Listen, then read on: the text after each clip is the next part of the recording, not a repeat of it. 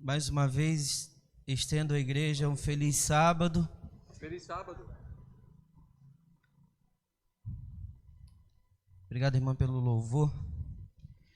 Não tem como deixar de dizer que como Deus é grande e a sua misericórdia tem durado para sempre. Não tem como a gente deixar de louvar isso. Não existe um outro caminho. Irmão, me perdoe, mas eu estou bem acanhado aqui na frente. Não estou acostumado com as câmeras. Fico até com vergonha. Já me chamaram de sem vergonha uma vez, agora eu fico com vergonha, é brincadeira. Daqui a pouco a gente acostuma, mas aí eu recebo as orientações aqui do nosso, mestre sala. A gente vai acostumar, né? Esperamos. Essa pandemia, ela me fez algumas coisas. Uma das coisas foi engordar bastante, né? Dá para perceber, né?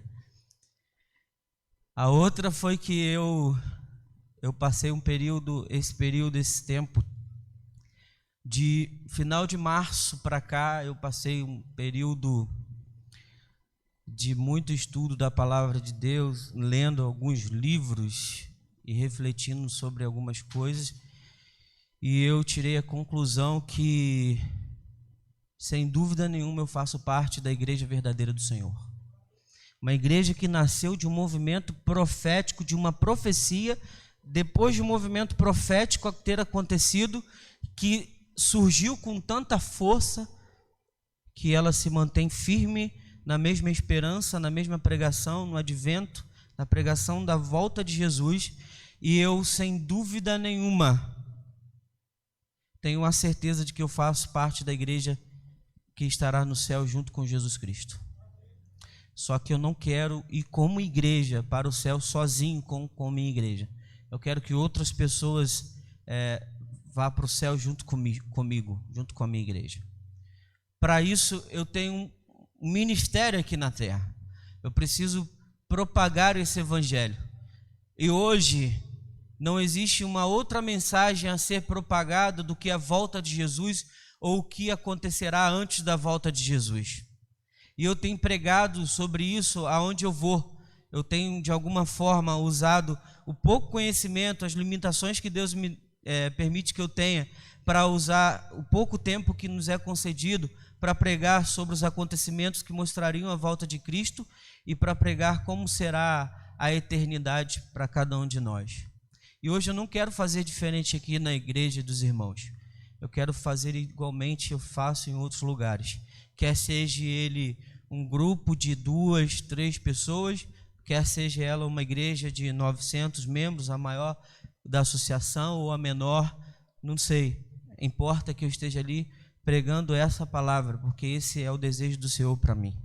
Durante essa pandemia, muitas coisas sobre o retorno de Jesus me veio à mente através de pregações, através de leituras, e me aguçou o desejo de buscar mais fundo as minhas raízes. Então eu queria indicar um livro para os irmãos lerem, chamado A Chegada do Adventismo ao Brasil, que já abrange um pouquinho do movimento profético de 1844 e o que aconteceu no desapontamento que culminou na chegada ou na instituição, na criação da igreja que você segue hoje.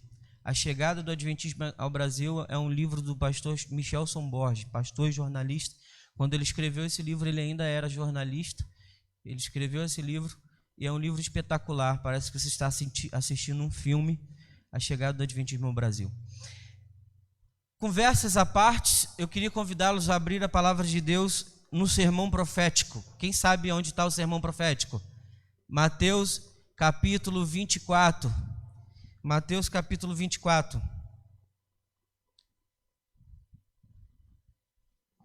No ano de 2005, enquanto os irmãos abrem a Bíblia aí, no ano de 2005, o mundo ele foi sacudido por uma série de fenômenos naturais. Eu falo de 2005 porque em 2005 foi uma sequência muito rápida desses fenômenos, um atrás do outro.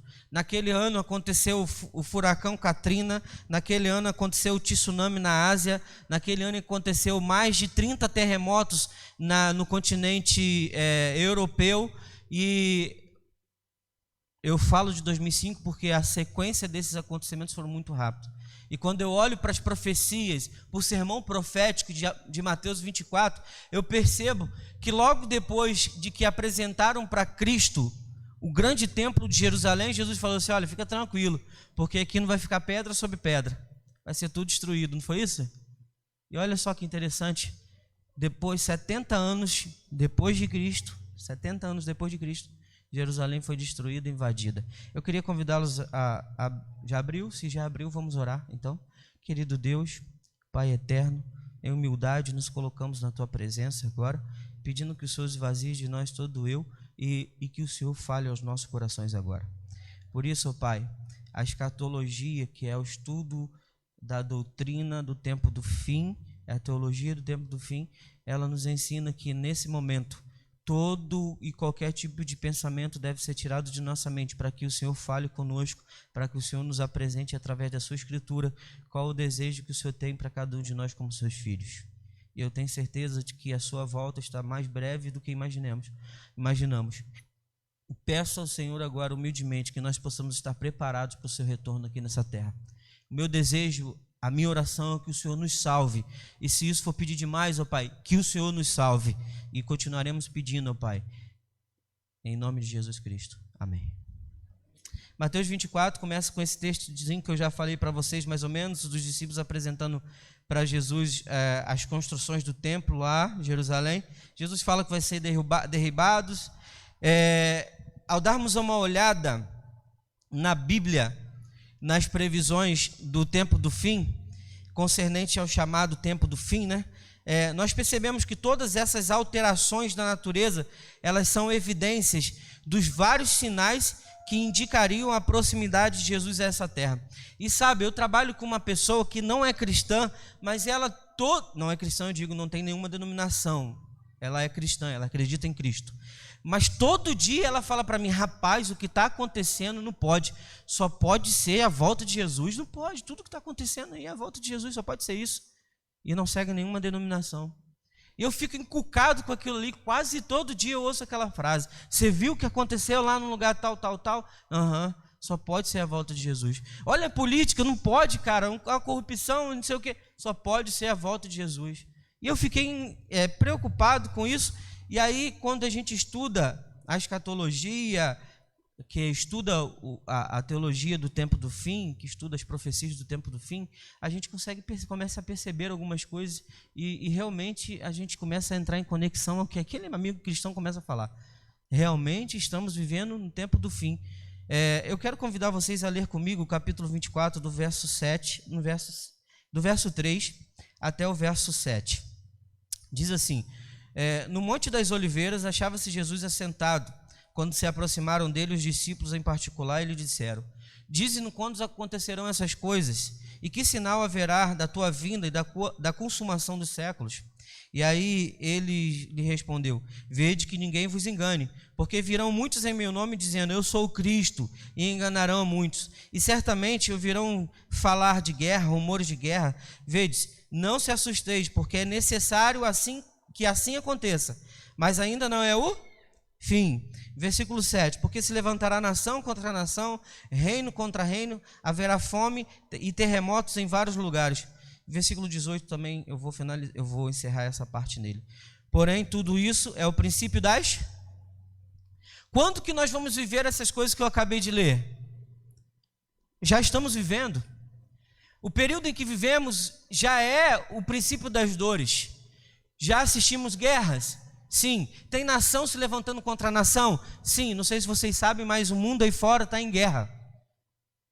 Existem terremotos em nosso meio. O Brasil, que era pouco acometido, sofria pouco com terremoto, já foi acometido de vários terremotos no atual século. E isso tem acontecido ao nosso lado e a gente não tem percebido. Eu costumo dizer que nós estamos que nem aquele cantor de funk, tranquilão, numa boa e por muitas vezes até curtindo um batidão. Sério, sem perceber. Outros ainda cantam como o filósofo popular Zeca Pagodinho: deixa a vida me levar, e aí a vida leva eu. As profecias acontecendo, se cumprindo ao nosso redor, vivendo o princípio das dores, o tempo de dor, e a gente está tranquilo. Quando na verdade deveríamos estar alertas o suficiente para propagar esse evangelho a todas as nações, para apressar então a volta de Jesus e diminuir um pouquinho esse período de dor. Mas ainda assim, temos coragem de assistir. Eu recebi um vídeo ontem, claro que são indígenas, mas um motorista de caminhão sofreu um acidente numa BR dessa do Brasil afora. E o caminhão tombou, e a carga tombou, e o motorista morreu. E sabe o que aconteceu? Simplesmente foram lá, saquearam o caminhão, a carga do caminhão, pisando em cima do corpo do motorista que estava lá morto no chão. Como se nada tivesse acontecido. Me parece que estamos vivendo um tempo em que não há mais senso de... Como que eu posso dizer? Qual palavra para usar? Não há mais senso de... Não há mais amor, vamos dizer assim. Não há mais amor. Isso me preocupa, porque quando eu olho para essas profecias do mundo natural, tudo já aconteceu. Quer ver um exemplo? Olha comigo. No século XVI, o mundo foi acometido de aproximadamente 253 terremotos. E aí eu pulo para o século XVIII. No século XVIII foram 640 terremotos. Já chego no século XX. No século XX foram 30 mil terremotos. Sabe quantos terremotos já foram registrados aproximadamente no século atual que vivemos? Aproximadamente 78 mil terremotos, inclusive no Brasil. E a Bíblia me diz que ia haver guerra, rumores de guerra, nação se levantaria contra nação, haveria fome e haveria terremoto em vários lugares, e tudo isso já aconteceu, e nós estamos aí tranquilão. Agora eu queria fazer uma pergunta para a igreja, refletir junto comigo. Por que Jesus falou essas coisas? Deixa eu ver se é no versículo 29, mas eu queria apresentar para os irmãos o versículo 29. Por que Cristo quis dizer essas coisas? Jesus tinha sido indagado. E toda vez que você vê Jesus indagado na palavra de Deus, sendo questionado por alguma coisa, ele sempre tem a resposta. Toma esse pão aqui, come. Você está com fome, 40 dias. Nem só de pão viverá o homem. Senhor, diz para a gente quando vai acontecer essas coisas. Perceba comigo que Cristo não é mais um ser alarmista. Talvez você vai ouvir de todo mundo por aí que todos esses atos que a natureza, que está acontecendo na natureza, são fatos naturais que vão acontecer de um tempo ou determinado, de tempo em tempo. E aí você vai começar a questionar por que a profecia diz isso e se a ciência diz que isso vai acontecer de tempo em tempo. E aí eu começo a perceber que eu preciso ter um senso, seguir um caminho e ter minha mente muito fixa na esperança em Cristo Jesus, porque as profecias preditas há milhares de anos atrás se cumprem hoje com uma teoria aplicada milhares de anos depois de Cristo. Isso eu tenho que ter firmeza, porque se eu não tiver firmeza, deixa eu dizer uma coisa, tem muitos jovens de nossa igreja saindo para as faculdades seculares, que ao chegarem lá, transformam o seu pensamento e esquecem até que Deus existe e passam a ser ateus. Cleito é professor, já teve em faculdade, sabe muito bem disso. Eu tenho um amigo chamado Eliel, não tenho vergonha de dizer o nome dele, a gente se chama carinhosamente de cachorrão. Elielton, ele era o diretor desbravador da igreja, não sei se tem alguém de campus aqui, mas ele já foi diretor do Clube de Bravadores em Parque Guarulhos, Campos. Elielton saiu do ensino médio e foi cursar Direito na UENF, em Campos. Durante o primeiro período, tentaram inserir algumas coisas na cabeça dele, ele resistiu, no segundo período ele já se entregou. Sabe quem ele é hoje? Um ateu, não acredita em Deus. Ele deixa bem claro que o tempo que ele teve ali na igreja, foi um tempo vago de sua vida, que não existe na sua experiência. Que a vida dele começou a partir do segundo período de faculdade. Perdoa-me, mas se não estivermos convictos na esperança que é Cristo Jesus, a influência do mundo, da ciência, de qualquer outra coisa, vai atrapalhar a nossa salvação. Pois não. Ainda mais. Olha aí. A partir do quarto período, massifica essa doutrina anticristo. Nós estudamos na lição um tempo atrás sobre esses anticristo, né? São muitos. Perceba comigo que o desejo de Cristo no versículo 3, onde ele fala, olha, lá no Monte das Oliveiras com os discípulos, ele fala assim, olha, quando tudo isso acontecer, fique tranquilo, ainda não é o fim, é o princípio das dores. O grande objetivo de Cristo ao narrar esse acontecimento era deixar bem claro que ele conhece o nosso futuro e as palavras tinham como principal alvos aqueles que viviam no tempo do fim, ou seja, nós. O capítulo 24 de Mateus, completo, pertence a esse povo que vive hoje. E o desejo de Cristo era despertar em nós a certeza de que ao estudarmos, ao compreendermos as profecias messiânicas, nós estaríamos nos firmando na esperança do retorno dele a essa terra. E aí tudo que acontecesse ao nosso redor seriam objetos de análise diante da palavra do Senhor. Vocês estão assistindo aí uma série com o pastor Rodrigo Silva. Para mim, Gabriel, adventista desde os 6 anos de idade, não tenho vergonha de dizer, estou acabadinho, mas estou com 32, desde os 6 anos. Para mim, aquela semana de oração que vocês estão assistindo aí aos domingos, né? Para mim foi o divisor de águas na igreja adventista do sétimo dia.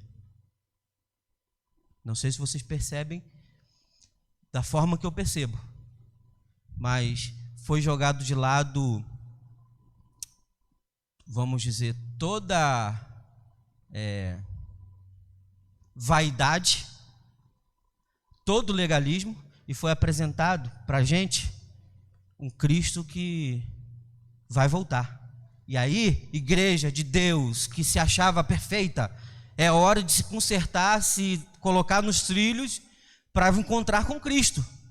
Para mim, aquela semana foi o divisor de águas, e você está assistindo ela. Vai chegar um momento, talvez, não sei se é a próxima, que você vai ouvir do pastor Rodrigo Silva, que socialistas, que pessoas que não acreditavam em Deus, já sabiam que no futuro nós seríamos totalmente escravos da sociedade no que tange internet, política e várias outras coisas. Por isso, eu preciso hoje me afixar cada vez mais na esperança do retorno de Cristo, porque isso vai me fazer melhorar cada dia mais quem eu sou. Eu preciso de uma reforma, e Deus levantou essa semana minha esposa para nós fazermos uma reforma de saúde dentro da nossa casa. Quando eu falo, eu me arrepio, e eu estou aqui sentindo fome porque eu já entrei na reforma. Vai haver reavivamento sem reforma? Não vai, mas eu preciso entrar no terno para continuar pregando. Eu preciso entrar no trilho para que Jesus volte e eu esteja pronto. E sabe, eu fiquei percebendo, eu não gosto de falar de ninguém, eu gosto de falar de mim, por isso que eu brinco comigo mesmo. Eu acho que eu não consigo entrar no céu desse jeito, irmãos. Eu estou orando lá, botando os joelhos no chão. Eu comecei, 2019 para cá, eu engordei 17 quilos. Essa camisa era frouxa em mim. Hoje tem um botão aqui que é igual testa de guerra. Aquele que sofre mais de todo mundo, mas está lá firme e forte, né? Está quase estourando aqui. Vocês estão rindo, mas é sério. Está todo mundo fresquinho aí. Eu estou aqui num calor terrível. Eu fico pensando em mim assim, eu preciso reformar a minha vida. Não dá mais para ser assim desse jeito, não. Preciso. E aí Deus levantou minha esposa e um dia ela mandou uma mensagem, resolvi mudar. Eu falei assim, ela, louvado seja Deus. Eu falei assim, agora vai parar de pegar no meu pé e aquela coisa toda. A partir de agora nós vamos reformar a nossa vida, nossa saúde vai mudar, vamos comer melhor, vamos viver melhor. Aí meu liquidificador de casa, pause só na mensagem para me contar isso para vocês. Continua na mensagem aqui, mas vocês vão entender por que eu estou falando isso. Meu liquidificador tinha queimado, sem dinheiro para comprar outro, fui na loja americana e encontrei um lá na promoção, R$69. Não tinha dinheiro, fui lá e meti um cartão de crédito. Ainda dividi em 2 vezes. Agora, ao invés de tomar refrigerante, eu tomo suco. E tem mais, não bota açúcar não, porque eu comprei um vidro de mel a R$10. Pronto! Passei a semana toda tomando suco de limão, ontem tomei maracujá, só acordei hoje atrasado. Mas a gente precisa acordar um pouquinho para uma reforma. Porque o reavivamento que você busca vindo à igreja, sendo cristão, não vai acontecer se não tiver uma reforma. Tem gente que passa 100 anos na mesma casa, mas não teve coragem de mudar o piso do banheiro. Está lá no mesmo piso, infiltrado. Quer ter uma vida de luxo, quer ter uma vida diferenciada, quer ter uma casa bonita, mas não tem coragem de reformar. E só vai ter bonito, só vai ter uma casa bonita quando você reformar. É mais ou menos assim a nossa vida. Então eu preciso entrar nos trilhos, nos caminhos do Senhor. Pause no que eu falei das profecias, dos sinais naturais, para falar sobre isso. E agora também, além de falar de que devemos nos aprimorar para entrar nos trilhos e estar pronto para herdar a Canaã, eu quero falar também um pouquinho das profecias que acontecem ao nosso redor, no nosso meio, que a gente não percebe.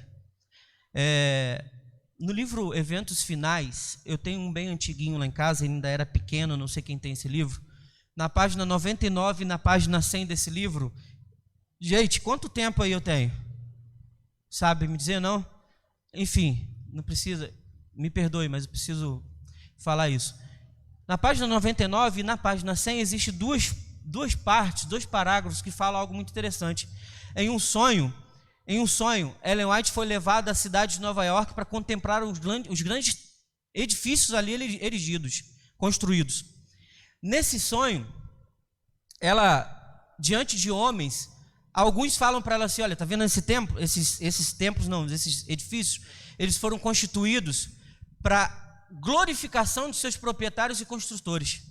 Ela volta para casa no sonho, e aí ela, um tempo depois, foi à cidade de Nova York e ela contemplou ali a face desses edifícios, e ela deixa bem claro ali que em um outro sonho ela teve uma visão em que aqueles grandes templos que foram erigidos para a glorificação de seus proprietários e construtores seriam derribados, seriam destruídos, se tornariam como cinza. 11 de setembro de 2001 acontece a queda das Torres Gêmeas. As Torres Gêmeas, Gabriel? Não sei, mas foi uma profecia que aconteceu. Tudo que for constituído aqui na terra para a glorificação do homem, aí cuidado, porque pode ter alguma coisa dentro da sua casa que você tem como o seu Deus, e isso impede a sua adoração ao Deus da verdade. Tudo vai ser destruído. O que não for para a glória de Deus será destruído. Eu quero finalizar lendo com vocês, para a gente concluir, o versículo 14 desse mesmo capítulo. Versículo 14 diz assim, versículo 13 e 14: porém aquele que perseverar até o fim será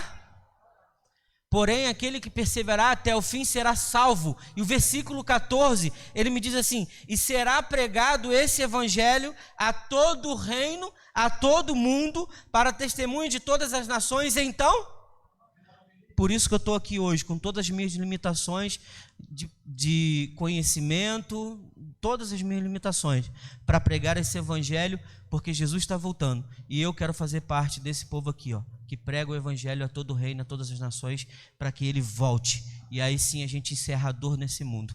Meu desejo, a minha oração em Cristo Jesus é que eu e você possamos estar prontos para o retorno de Cristo a essa terra. Não vou me alongar mais, porque eu vou sair daqui para outra igreja e eu vou lá pregar a mesma coisa. Sabe por quê? Porque eu quero estar no céu junto com aqueles irmãos também. Deus te abençoe.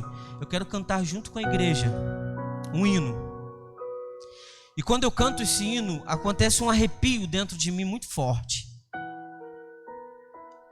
Existe um hino no seu inário que você talvez não perceba, mas ele tem uma mensagem importantíssima para você. Você já cantou ele inúmeras vezes, mas não percebeu. O hino 152 você sabe de cabeça. Vencendo, vem Jesus. Eu queria convidar você agora, você que está aí sentado, você que está assistindo, eu queria convidar você agora a esvaziar todo o seu pensamento lá de fora, seu problema. Esquece a conta de luz que tem que pagar. Cleito, esquece. Neude, esquece. Esquece o que você tem de problema. Finge que você é agora uma nova pessoa. Não tem problema nenhum. Esvazia sua mente aí. O hino 152, ele fala assim, olha, vencendo, vem Jesus. Quando ele fala que Jesus vem vencendo, é porque ele vai encontrar aqui os vencedores. Ele já vem feliz, porque ele vai encontrar os vencedores.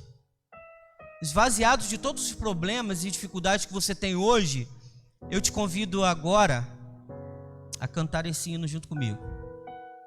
Vencendo, vem Jesus. Mas eu quero pedir a você, em nome de Jesus Cristo, não sou eu que estou pedindo, que você se coloque na posição de cidadão celeste. Fala assim para Deus, Senhor, tenha essa audácia. Senhor, eu sou um cidadão celeste. Fale comigo. Eu sou um cidadão celeste. Fale com convicção. Senhor, eu quero ser salvo. A gente pede tudo a Deus, gente. Mas vivemos um momento agora, atual, em que o nosso maior desejo deve ser, Senhor, me salva. Senhor, me salva. Senhor, eu estou cansado já de viver aqui nessa terra, me salva. O pecado tem me atormentado de tal maneira que tem hora que eu não resisto, Senhor, me salva. A gente tem sido pressionado de todos os lados, peça, Senhor, me salva. Talvez você está aí sentado pensando assim, ele está lá falando isso porque ele não sofre o que eu sofro. Talvez eu sofro muito mais do que você imagina. Porque a gente prega, porque a gente fala, você não sofre tanto assim, não.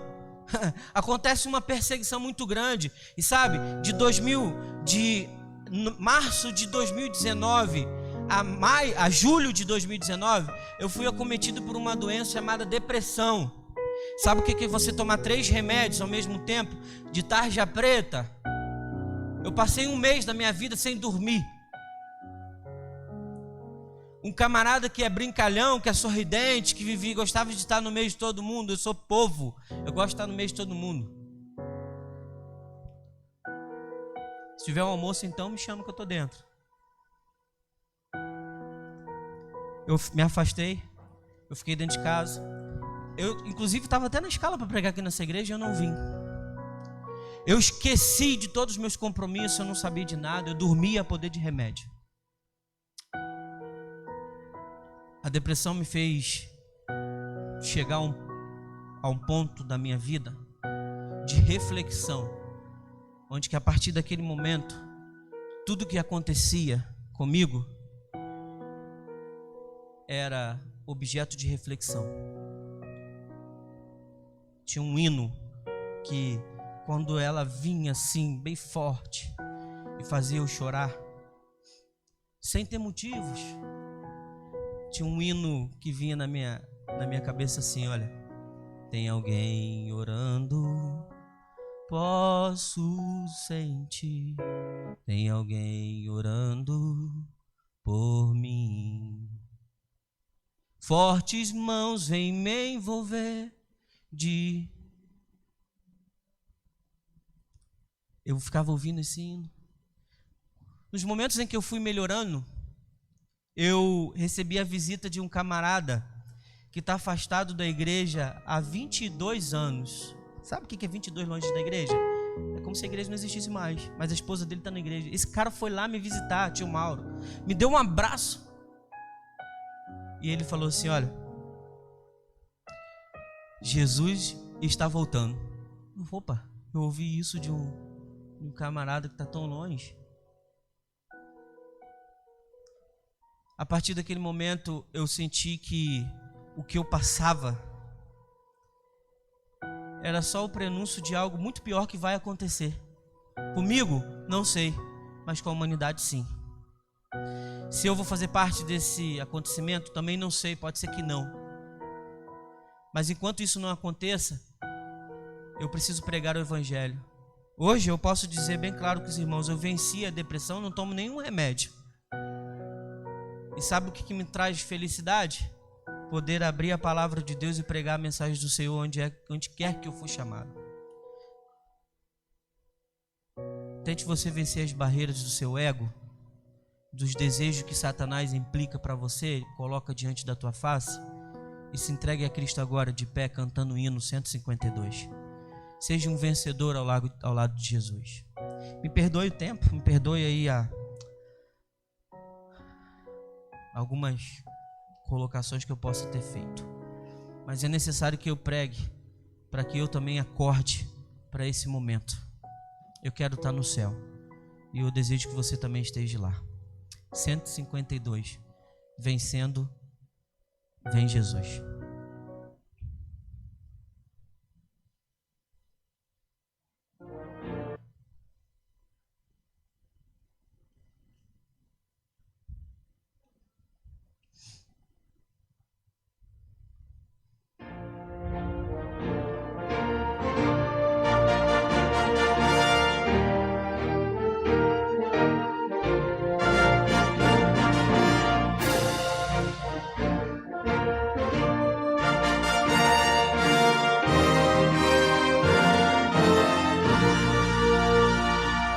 Refúgio a glória eterna de Jesus, o Rei dos Reis. Breve os reinos deste mundo ouvirão as suas leis. Os sinais da sua vinda mais se mostram cada vez. Vencendo, vem Jesus. Glória, glória, aleluia. Glória.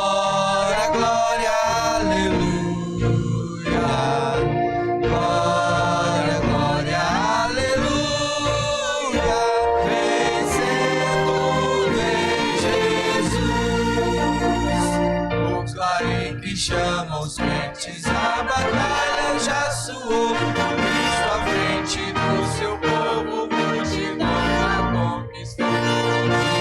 Inimigo em retirada, seu furor batente hoje. Vencendo, vem Jesus. Glória, glória, aleluia. Glória, glória, aleluia. Glória, glória, aleluia. Vencendo, vem Jesus. E por fim entronizado as nações hão de julgar. Todos grandes e pequenos o juiz hão de encarar. Inimigos triunfantes em furor.